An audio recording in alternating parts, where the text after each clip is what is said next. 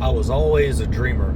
I always had these big dreams and visions about what my life was going to be like, what I was going to do, things I was going to see, cars I was going to own. And then my own insecurities and life took over. And at 43, looking back, my life has been nothing like I had in mind. Welcome to episode 1 of the No Limits Life. I'm doing this for my kids, Rihanna and Logan, and a way to connect with others, especially dads, and take you on this journey with me. So as a little disclaimer, I'm the founder and owner of No Limits Holistic Fitness, a coaching brand committed to forging dads who've lost their edge into driven leaders their family deserves. At present, I am still working a 9-to-5, essentially working on Army equipment. I'm still a warrant officer in the military, and I'm raising family.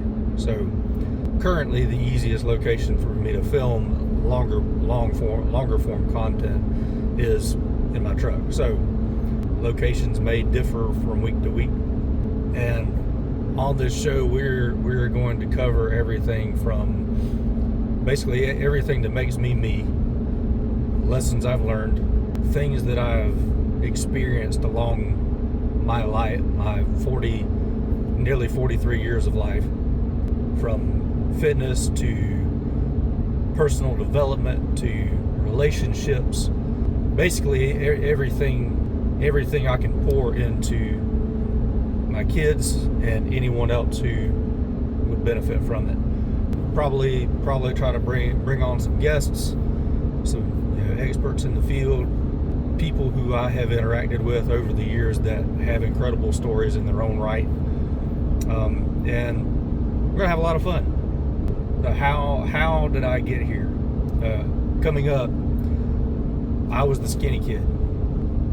Always struggled to put on weight, to build muscle, and even though I was interested in all things health, fitness, always into superheroes, collected comic books as much as I could growing up, and none of my friend group, I had very small friend group at school that I went to growing up, and nobody else was really into that sort of thing. So my parents weren't either, so I never learned it. Never learned it, never experienced it. It didn't take long growing up before I was more concerned about what other people thought, other people's opinions, and wanting to be liked and fit in and all that. So I fell into things that my friends were interested in, what other people thought were cool, and to be fair, there was aspects of that I was interested in as well, but I never pursued the things that I was interested in that were outside the realm of what my friend group was interested in. 19, I joined the Army. At the time, I had nothing else going on for me in life. Had essentially partied my way out of school, out of college. I spent all my time shooting pool and hanging out with friends, and had about 13 credits for the year and a half that I went to college. So joined the Army with a friend of mine, and did well enough to get through basic and AIT, but I struggled for years with even meeting the requirements, fitness wise, for the military, until I deployed. Deployments overseas to the Middle East, I got my first taste of actually being somewhat consistent in fitness, and went from 150 some odd pounds soaking wet to 165, 170, and then 180, and developed all the poor coping mechanisms that you can think about from years of deployments and seeing things and doing things, and ultimately allowed alcohol to play a large control a large portion of my life and finances. And I finally had a wake-up call. I started taking things seriously and got the alcohol under control. Never was actually an alcoholic, or at least I never went to meetings anyway. And it was by rediscovering my love for fitness and the fear of what would happen if I didn't get the alcohol under control that essentially saved my life. Because there were so many times that I drove somewhere and I couldn't tell you how I got there because I was so drunk. And ultimately it came down to the people I was choosing to hang out with, the people that I allowed to influence me. There is a lot of truth to the saying, you are the average of the 5 people you spend the most time with. And taking it a step further, the 5 people you allow to have the most influence over you. So from this episode, if you don't get anything else, be mindful of the people that you allow to be around you and influence you, because that has such a massive impact on who you become. So I started leveling up my circle. I started learning and better understanding how to work out, how to eat, how to show up for myself. And I started coaching other people, initially somewhat by accident, but then I realized how much I enjoyed it. I realized seeing them win was absolutely lit me up. Seeing them make progress, seeing them do better, get stronger, faster, in better shape.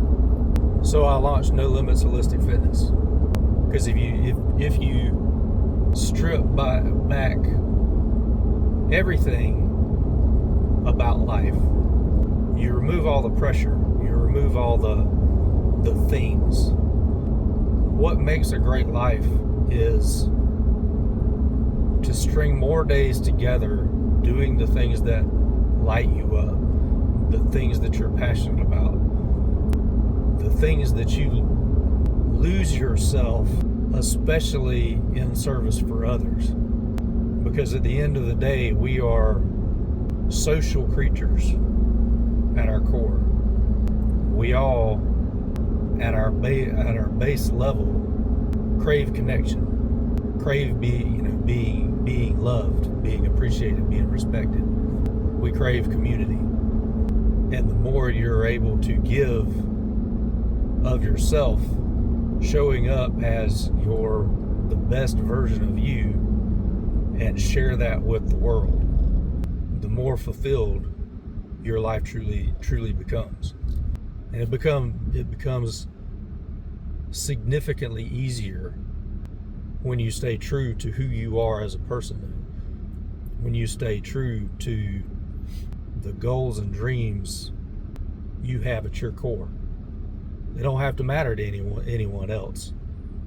So the 2 things I'm going to leave you with today: surround yourself with people who push you to become the best version of you, who are willing to call you out when you're being average, when you're settling.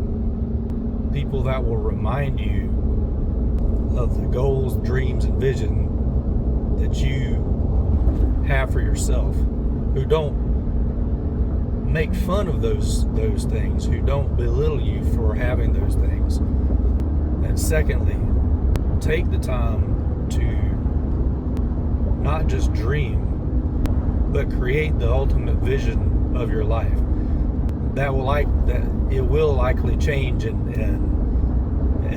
morph over the years as you experience life. But never give up on the dreams, especially the biggest ones. That doesn't mean it'll be easy. No matter what you pursue in life, you're going to go through phases. Uninformed optimism. You're excited just because you have this big idea, this big dream, this big goal. You don't know anything about it. You don't know how to get there. But you're excited about it because it's something that really matters to you.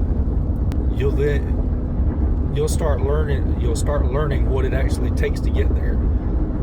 And you'll hit informed pessimism. Like, dang, this is a lot harder than I thought it was going to be. Then you'll have despair because I'm never going to, I don't think I'm ever going to get there. It's just too much. And then you start learning. If you keep going, you start learning. You start figuring things out. And then you have informed optimism. And maybe this can actually work. And if you keep going, eventually you hit success. Or you arrive at where a different version of success altogether, because you've learned things and the ultimate vision kind of changed because you've seen, you understand things differently, and therefore the priority change shifted. So surround yourself with people who push you forward. Develop the vision for your life. Never let that go, and always be willing to invest in yourself. Until next time, this is Brian signing off. Much love.